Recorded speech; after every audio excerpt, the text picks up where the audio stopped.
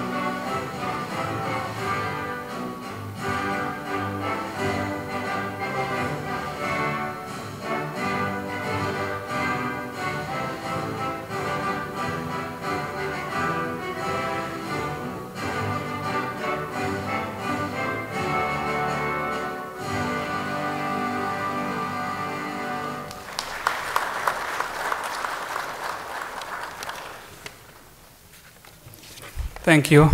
Today's Liberation celebration will include a performance by Umuraje, meaning heritage. This is a Rwandan cultural group based in Montreal. It is now my pleasure to introduce to you our singers and dancers.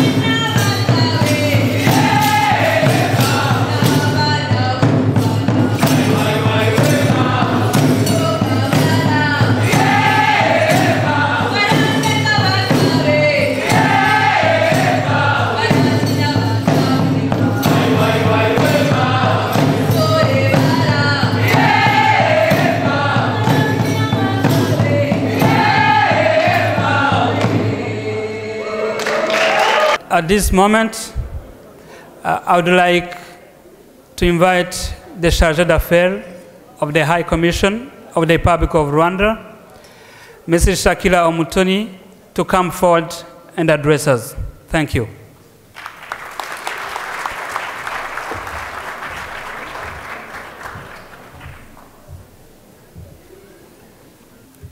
Thank you, Eric. Excellencies, High Commissioners and Ambassadors, members of the Diplomatic Corps, distinguished guests and dear friends of Rwanda, dear compatriots, ladies and gentlemen. I'm very pleased to very warmly welcome you all to the celebration of the 52nd anniversary of the independence of Rwanda and the 20th anniversary of the Libération. We feel very honored to have you all here tonight. Thanks for your solidarity. Excellencies, ladies and gentlemen, in 1962, Rwanda gained her independence, marked by the end of colonialism. However, the first 3 decades of the country's independence were characterized by unfortunate upheavals perpetuated by ideologically bankrupt politics. This culminated into the 1994 genocide against Tutsi, in which over 1 million people were annihilated in just 100 days. During the dark 3 months of the genocide, Rwanda died and descended into an almost failed state. Distinguished guests, July 4th is the day when we annually pause and reflect on what actually entails the liberation in our country. It is a day that reminds us that on a similar day in 1994, the gallant sons and daughters of the Rwandan Patriotic Army, led by His Excellency Paul Kagame, the President of the Republic of Rwanda, stopped the genocide and liberated the country from a vicious genocidal regime.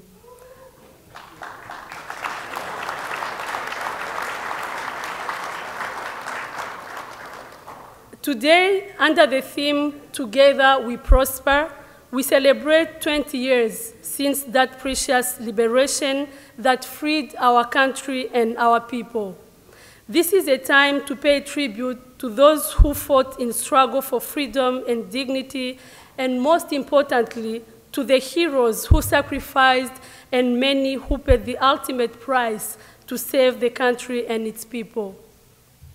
This is also a time to look to the future with hope, optimism, and renewed commitment to agaciro, or dignity, self-reliance, and shared human values. Excellencies, ladies and gentlemen, Rwanda's journey to recover has been long and eventful.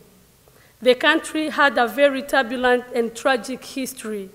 July 4th, 1994 was therefore an important turning point in the history of the country.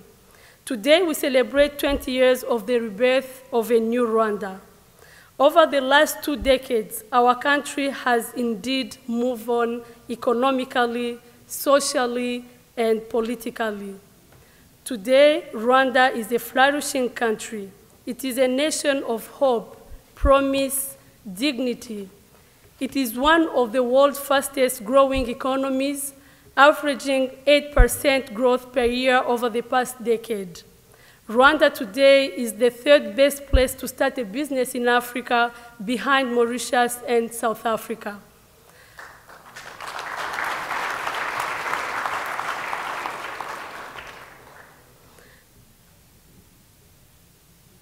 Rwanda is known as the safest and least corrupt country in Africa.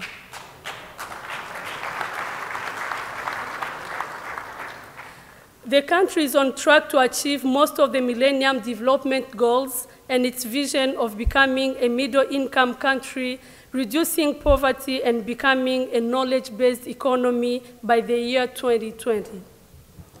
On the global scene, Rwanda has assumed its rightful role on regional and global matters. In January last year, the country became a member of the United Nations Security Council on a rotational non-permanent seat. Rwanda had a successful and productive presidency of the Council for the month of April 2013 and is presiding the Council for this month of July 2014. In terms of peacekeeping, Rwanda is the 6th largest troop contributing country in international peacekeeping missions. The country has deployed more than 5,000 peacekeepers in various missions across the world, including in Central African Republic and South Sudan. Ladies and gentlemen, the leadership of Rwanda under President Paul Kagame has tremendously reshaped the country for the better. His clarity of vision, discipline, focus, and charisma has greatly inspired the Rwandan people and guided the country from despair to profound hope, growth, and prosperity. The resilience of the Rwandan people has resulted into a change in mindset with the resolve to own the country's past and the determination to rebuild a new country based on reconciliation, tolerance, national unity, and prosperity. Distinguished guests, allow me to talk also about the relations between Rwanda and Canada. I'm pleased to say that the cooperation between our two countries started in the year 1960s and has developed significant cultural, economic, and political ties, which opened the borders between the two countries. These ties further deepened over the years. On top of Canada's leadership role in many humanitarian programs in Rwanda after the 1994 genocide against Tutsi, the government of Canada investigated, prosecuted, deported, or incarcerated Rwandan genocidaires who entered Canada.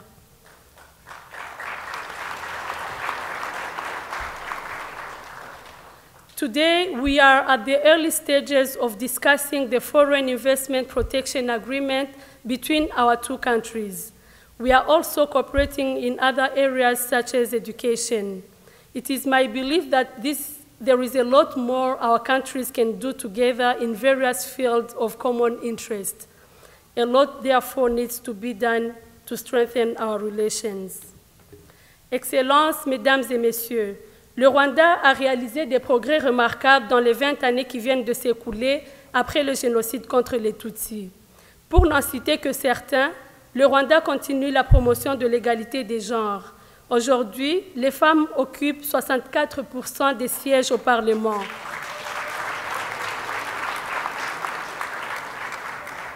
Ceci est un pourcentage record dans le monde entier.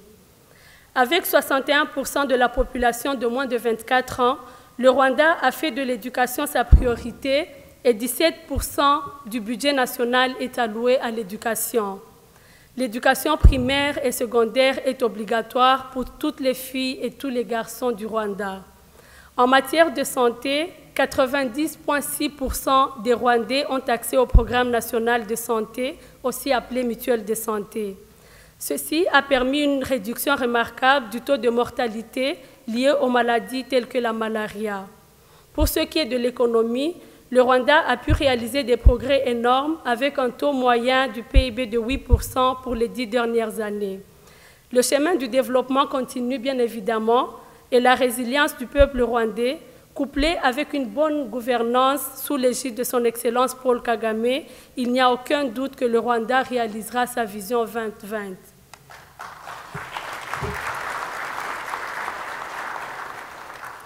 Banyakubahwa nshuti bavandimwe muteraniye hano mbifurije umunsi mwiza wo kwibohora. Igihugu cyacu cyaciye mu bihe bikomeye dutakaza byinshi cyane harimo abantu n'ibintu ndetse tunatakaza ubumuntu aho abanyarwanda barenga miliyoni bishwe na bagenzi babo muri jenoside yakorewe abatutsi mu 1994. Uyu munsi turishimira aho igihugu cyacu kigeze gitera imbere mu nzego zitandukanye. Turashimira ubuyobozi bukomeje guha agaciro umunyarwanda bumuteza imbere muri gahunda zose bwibanda cyane ku rubyiruko. Mbifurije ibihe byiza nanabasaba ko twese hamwe cyane cyane twese abari muri diaspora twakomeza gufatana urunana duteza igihugu cyacu imbere. Thank you so much for your attention. Merci beaucoup. Murakoze cyane. Umunsi mwiza.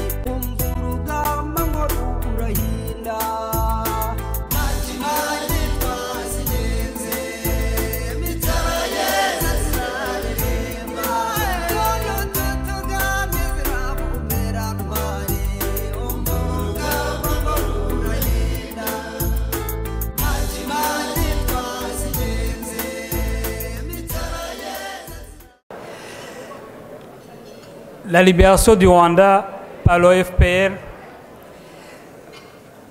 nous la devons aux gens qui se sont sacrifiés.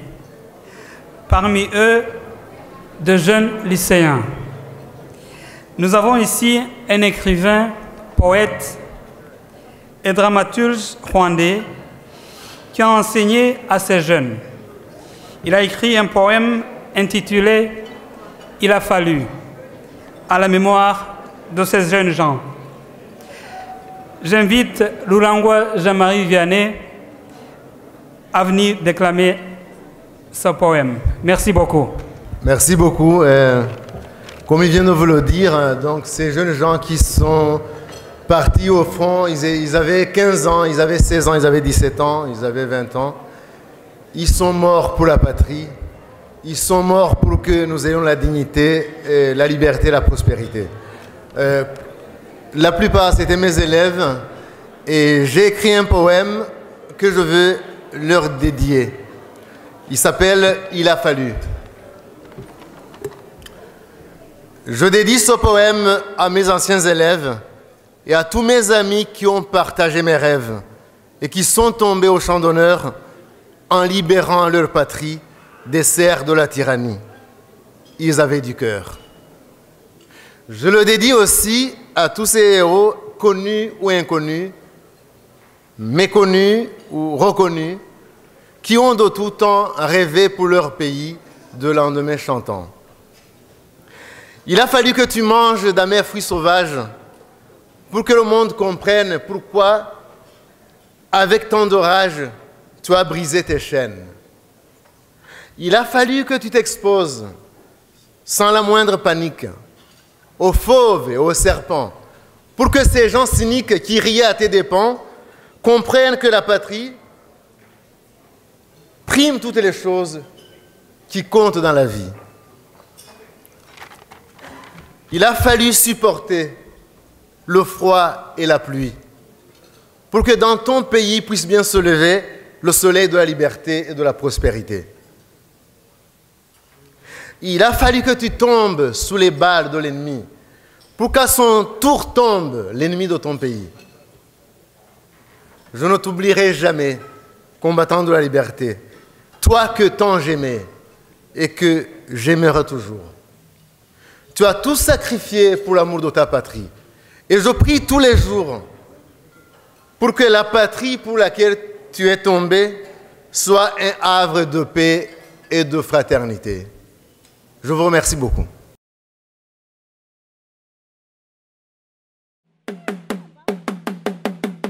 Kila mmoja ajue wazi ndiye msingi wa chama. Litakuwa msingi wa mabadiliko ambao atakuwepo kwa nchi yetu hii. Na kwa hivyo wazi ni mpaka kila mmoja wenu azingatie jambo la siasa ambalo limetufanya sisi tukamate silaha tupigane.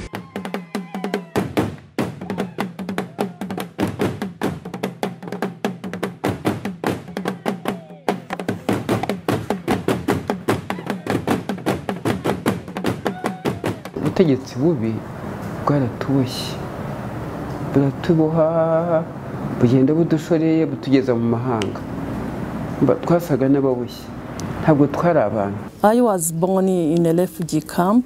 The life was not easy, so because we were denied the rights of being a citizen. Mbere twari mu ngoma y'amacakubiri, iyo ngoma yari tuboshye bitangaje, twari abakene, ntabwo abayobozi begeraga abo bayoboye. Ndibuka kuko twasanzura u Rwanda muri 1994, uretse abanyarwanda bari barapfuye bararangiye, n'abandi bari bariho bitwa ko bariho ari bazima ariko barapfuye bahagaze.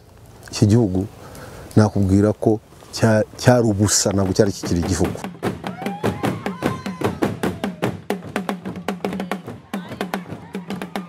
For me, Kwibohora is reaching that level whereby you no longer live in a country which is divided. You no longer live in a country where kids are asked their ethnicity in class, where people can go to school without mentioning their ethnicity, where people can feel that they are Rwandans. Kwibohora ni ukubona, navuga ni ukubona uburenganzira ariko wagizemo uruhare ku giti cyawe, ukaba wagizemo uruhare muri uko kubona ubwo burenganzira, atari ukubushakirwa n'abandi gusa udashyizemo uruhare rwawe. Abanyarwanda barivuza, bafite mituweli, abakene barorojwe bafite inka, ubu nta kibazo kiriho. Ngiye mbona rwose nyuma y'imyaka 20 ibintu bishobora kugenda biba byiza. Leta y'ubumwe yatumbi butwahinga kwizene twente, kwizene twengurubi, kwizene twamatungo. Ubu twaribohoye icyane ingoyi y'ubukene, iyo ngiye iragenda icika rwose. Umunyarwanda n'umunyarwandakazi turambara inkweto, kandi igihe cyose nabereyeho mvuka narinze ngira imyaka 15 ntazi kwambara inkweto, ariko ubu ngubu umwana aravuka akambara inkweto, mbese ndawukigenda rwose ari gutera amakashe mu muhanda. Ubu ngubu nge nk'umwana w'umukobwa aho najya hose nahabwa ijambo imbere y'ubuyobozi batitaye ku cyo ndicyo. Icya kabiri, ubu ngubu turanje kwibohora, umwana w'umukobwa ariga nk'umwana w'umuhungu, afite uburenganzira bumwe kandi bungana. Iyo ndebye urubyiruko rwacu, nkareba ubwenge bafite, nkareba vision yabo ku gihugu cyabo, nkareba urubyiruko ruhuje rutakiri rwa rubyiruko rwari urw'abahutu n'urw'abatutsi, ibyo ku myaka 20 binkorera ibitangaza. Iyo ndebye isi yose byibuza every year tubona abashyitsi baje muri u Rwanda guteraniramo, kwiga modo u Rwanda rukoresha kugira ngo rudeveloping, ibyo bima kwerekana imyaka 20. None iyo ngarutse ku ngabo ngiye nk'umusirikare nka RDF, ntareba RDF agaciro ifite haba mu Rwanda imbere y'abanyarwanda, haba mu mahanga aho tujya kubungabunga amahoro nk'uko tuyashaka hano iwacu, ibyo bima icyizere gikomeye cyane. Jewe icyo nasaba abaje no kuvuga ngo komeza ibyo batangiye, wisubize inyuma, cyangwa ngo uhagarare, cyangwa uruhuke, cyangwa ngo uvuge ngo ndananiwe, cyangwa ngo ibyo bakoze komeza ku byo wasanze, urenzeho ukube kabiri, ukube gatatu. Njye mbona ejo hazaza h'u Rwanda n'ubundi tuzaba twageze mu iterambere rirambye, n'ubundi amashuri yarubatswe, twiga bihagije, dufite ibikoresho bihagije, n'amavuriro muri rusange abaturage babayeho neza, bafite ubuzima bwiza. Nge rwose imbere ndahabona inzozi nziza cyane, kuko umukuru w'igihugu yaravuze ati muri 2020 u Rwanda ruzaba ruri hejuru cyane.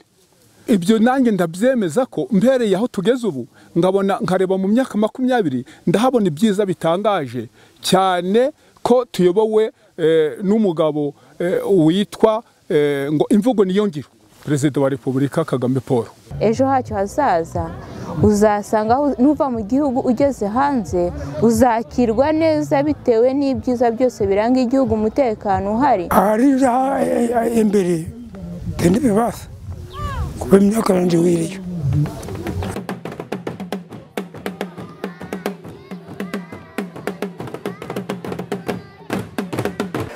Ubu rero tugiye kumva umuvugo nawo wahimbwe ujyanye n'uyu munsi. Uwo muvugo turawubwirwa na Madame Beatrice Rurinda. Twibuke umuzi w'insinzi. Imyaka irashize ibaye 20 tuvuga insinzi, tubyina insinzi, tuyiririmba mu majwi menshi. Dufatanye twibuke inzira iziguye, hato tutazahuga tukibagirwa, dore ko amaco y'indagira yayo naho tubyara bazayimenya. Tuvuge insinzi tuyisubire tuyihereye mu ntango, imyaka 30 n'ibirenga dukerakera inyuma y'icyacu nkaho tutagira aho tuvuka, n'abitwaga ngo bakirimo nta gaciro. Byageze aho biba ngombwa ko abaruvuka berekana ko na nyina wundi abyara umuhungu, urubyiruko ruti twe tuzaca agahigo dufatanyije n'abakuru bacu barimo Gisusa na Musa ubwo yabambusaga Kagitumba Haduyi bakamugwa Gitumo ati mbacyuye mu rwatubyaye ahasigaye muzaca agahigo. Nibwo ababyeyi bambaye impumbya bavumbika za nkwi zitazima abakishoboye barabasanga abasigaye inyuma barabayamba. Rwigema imbaraga atabariye u Rwanda ya kare yanze ko tuba impehe nibwo itukoboreye Rwizihirangabo ati nimuhumure nje ndibyusa ikivi gisa yateruye ngezacyusa.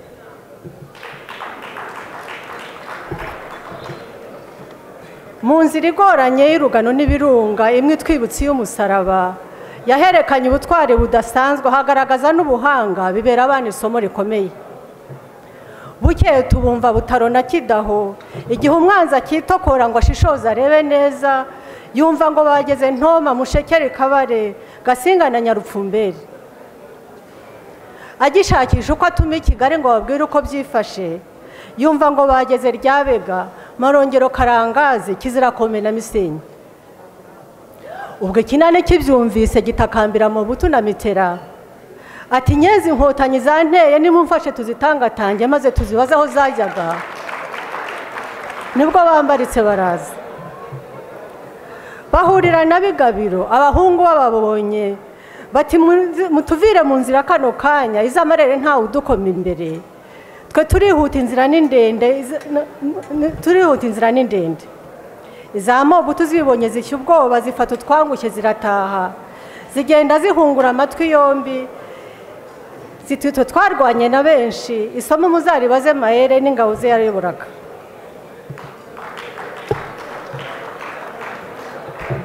Izamitera zititwe twarahira inkotanyi ntizizafata Kigali duhari nibwo ziguye ingirabwoba ziti mujye mudukingira ikibaba ahasigaye tuzarurwana ni nayo ntimba ikibaserereza.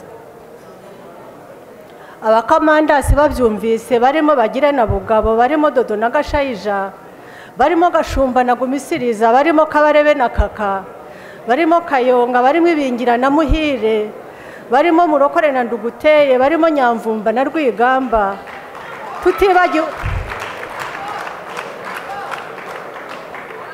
tutibagiwe n'Intare Batinya n'abandi benshi ntarondoye. Babwira abahungu bati mukaze mwendo dusonge mbere Nyagatare yuvuyemo na Muvumba urwibutso rusigari Rubaya ivamo Rwempasha na Rwibare Muhambo na Karama Bwisigeme muri na Ngarama Nyagahanga ivuyemo baruhukira ibyumba. Ntibaryamye ngo basinzire kuko haziyemo indi mpamvu ikomeye yo guhagarika jenoside kandi na za ntara zindi zari zisigaye zagombaga kubohozwa ntibatinze kubyerekana. Zivamo Kigali na Gitarama hari ibirindiro bya leta yakoze amahano kugira ngo yandahiro y'Umufaransa itazaba impamo mu Rwanda zivamo Gikongoro na Gihunga. Nibwo ingirabwoba ziyabangiye ngata turi kuwazibashakira inzira iyo byamarari ngo iratabara aho muri Cyangugu na Kibuye bamaze gukorwa n'isoni barataha maze zamarere zicyura insinzi. Yemwe babyeyi bavandimwe rungano namwe bavandimwe mumfasha tubahete impundu kuri uyu munsi tubahundazeho ibihozo n'ibyivugo bazahore bavuga ibigwi bazahore bacyura insinzi ngoma ibihumbi. Murakoze.